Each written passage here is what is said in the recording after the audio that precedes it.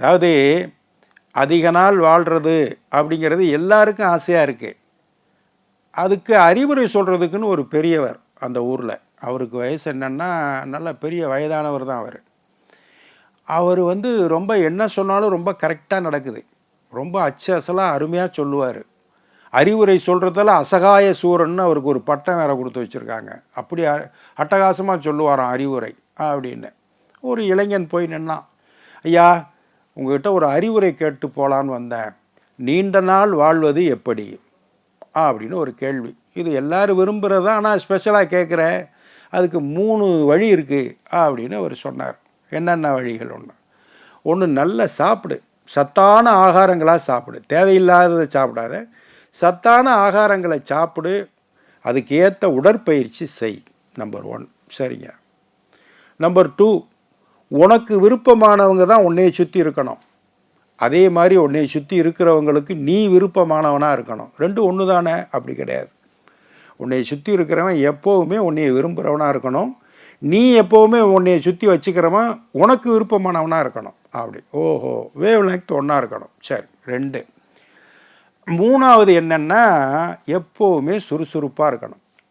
ஏதாவது ஒரு வேலை செஞ்சுக்கிட்டே இருக்கணும். தூங்கினா கூட அதை ரொம்ப சரியாக செய்யணும். நல்லா தூங்கணும். முழிச்சுக்கிட்டே படுத்துடக்கூடாது. எந்த வேலையும் செஞ்சுக்கிட்டே இருக்கணும். தூங்குகிற வேலையை கூட அதில் கவனமாக செய்யணும். இந்த 3ஐயும் செஞ்சேன்னு வச்சுக்க, நீண்ட நாள் வாழலாம் அப்படின்னு அவர் சொன்னார். உடனே அந்த பையன் கேட்டான், இளைஞன், உங்களை பார்த்தா ரொம்ப வயசானவர் மாதிரி தெரியுறீங்களே, என்ன வயசு அப்படின்னு கேட்டான். எனக்கு 100 வயசுப்பா அப்படின்னார். 100 வயசா? இந்த 100 வயசு வரைக்கும் இவ்வளவு திடகாத்திரமாக நீங்கள் வாழ்கிறதுக்கு என்னங்க அடிப்படையான காரணம் அப்படின்னு அவர்கிட்ட பர்சனலாக கேள்வி கேட்டான். ஒன்றும் இல்லை, நான் எப்போவுமே உண்மை தான் சொல்லுவேன். ஆனால் ஒரு நாளைக்கு ஒரே ஒரு தடவை தான் பொய் சொல்லுவேன். அது இன்னைக்கு கோட்டா இப்போ நான் உங்கள்கிட்ட சொன்னேன்ல, அதுதான். இந்த மாதிரி ஒரு பொய்யில் வாழ்க்கையை மகிழ்ச்சியாக மாற்றிக்குவேன் அப்படின்னாரு. பாருங்கள், இப்போ இந்த ஆள் சொன்னதை நம்புறதா நம்பாமல் விட்டுறதா? வயசாயிருச்சுன்னா குறும்பு கூடி போகும். என்ன செய்கிறோம் ஏது செய்கிறோம் அப்படின்லாம் இல்லை. குறும்பு கூட கூட மகிழ்ச்சி பெருகும்ல. சில தாத்தாக்கள்லாம் பார்த்தீங்கன்னா ரொம்ப சந்தோஷமாக இருப்பாங்க. தள்ளாடி விழுந்து இடுப்பு வலிக்குது, குறுக்கு வலிக்குது, நடக்க முடியலை, முட்டி வலிக்குதுன்னு சில பேர் புலம்பிக்கிட்டே இருப்பாங்க. சில தாத்தாக்களுக்கு எல்லா வழியும் இருக்கும், சந்தோஷமாக இருப்பாங்க, மகிழ்ச்சியாக இருப்பாங்க, குறும்பாக பேசுவாங்க, குறும்பாக மகிழ்வாங்க. 2 பெரியவங்க சந்திச்சுக்கிட்டாங்க. அவங்க சந்திச்சுக்கிட்டா என்ன கேட்பாங்க? உனக்கு எவ்வளோ சர்க்கரை இருக்குது, உனக்கு எவ்வளோ ப்ரெஷர் இருக்குது, உனக்கு என்ன உப்பு இருக்குது, எதையாவது ஒன்று கேட்டுக்கிட்டு இருப்பாங்கன்னு வச்சுங்களேன்.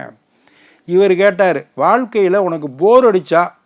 வாழ்க்கையில் போர் அடிக்கிறதுங்கிறது ஒவ்வொரு வினாடியும் அடிக்கும். வேலைக்கு போகிறவங்களுக்கே போர் அடிக்குது, என்னடா இது அப்படின்னு ஆஃபீஸில் உட்காந்துருக்கிறதுக்கே.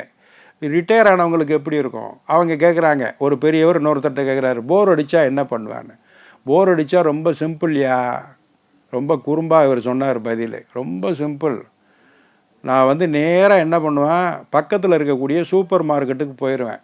அங்கே போய் இந்த ட்ராலி இருக்குல்ல, பெரிய வண்டி, அதை கையில் எடுத்துக்குவேன். எனக்கு என்னென்ன வாங்கணும்னு விருப்பம் இருக்கோ சூப்பர் மார்க்கெட்டில் எல்லா பொருளையும் எடுத்து எடுத்து எடுத்து எடுத்து எடுத்து அந்த ட்ராலியை ஃபில் பண்ணிடுவேன். 2 மணி நேரம் ஆகும் அதுக்கு. அவ்வளவு பொருளையும் வாங்கி வச்சுக்கிட்டு ட்ராலியை கொண்டு அந்த கேஷ் கவுண்டருக்கு பக்கத்தில் எல்லோரும் க்யூவில் நிற்பாங்கல்ல, அதில் நிப்பாட்டிட்டு நான் வேறு பக்கமாக கிளம்பி வீட்டுக்கு வந்துடுவேன்னாரு. எப்படி பாருங்கள், போர் அடிக்கிறதுக்கு இப்படியெல்லாம் அவன் தேடுவான்ல. ஆனாலும் சிசிடிவியில் பார்த்துருவான், இந்த ஒரு பெரியவர் டெய்லி இப்படி எடுத்து எடுத்து வச்சுட்டு போகிறாருன்னு. 1 நாள் 2 நாள் இந்த போர் அடிக்கிறதுக்கு. இப்படியெல்லாம் வயதானால் வருகிற குறும்புக்கு வயது கிடையாது. அடுத்த ஒரு நிகழ்வில் சந்திப்போம். இந்த நாள் இனிய நாளாக அமைய நல்வாழ்த்துக்கள். வணக்கம்.